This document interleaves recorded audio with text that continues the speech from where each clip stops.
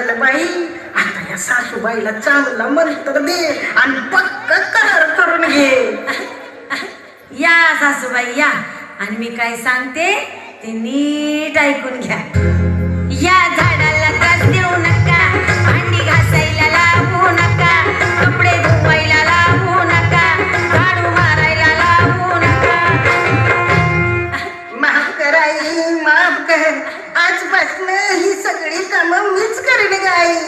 अंगास आली वचनीवर सासूबाई, माझ्या अंगात आली मरी आई. आली वचनीवर सासूबाई, माझ्या अंगात आली मरी आई. आता बोलू नका हिला काही, हिच्या अंगात आली मरी आई. आता बोलू नका हिला काही, हिच्या अंगात आली मरी आई.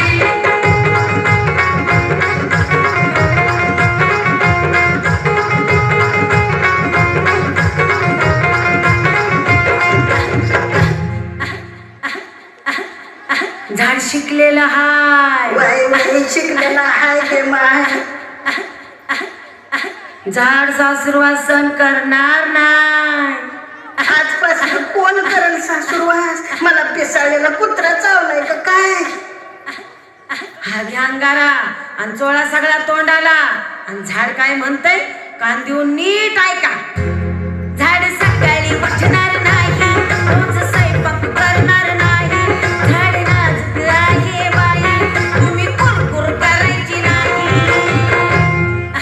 नाही ग माते, आता मीच गावाला जाते आणि तिकडेच राहते. अंगास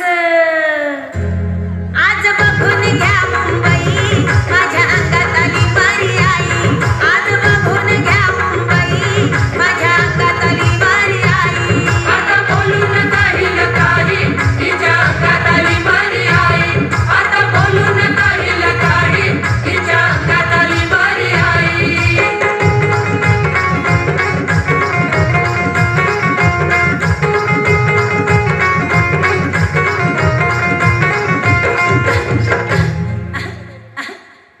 झाडाच्या चुकल्या पोराला सांगू नका. नाही सांगणार ग माते, नाही सांगणार. आणि जुन्या जमान्याच्या सासूवानी वागू नका. नाही वागणार ग माते, नाही वागणार. तोंड मोडू नका. आया बायांना घरात येऊ द्या आणि त्यांना क्यों की सास भी कभी बहू दी पाव द्या. बघू दे की माय. नका सुनेला समजू करकी, तुम्ही बघा कहाणी घर घर की. नात प्रथम सांगते बारकी, आई ललिता पवार सारखी. देवी माय, आता लय झालं ग बाई. बच्चे की जान लेती क्या?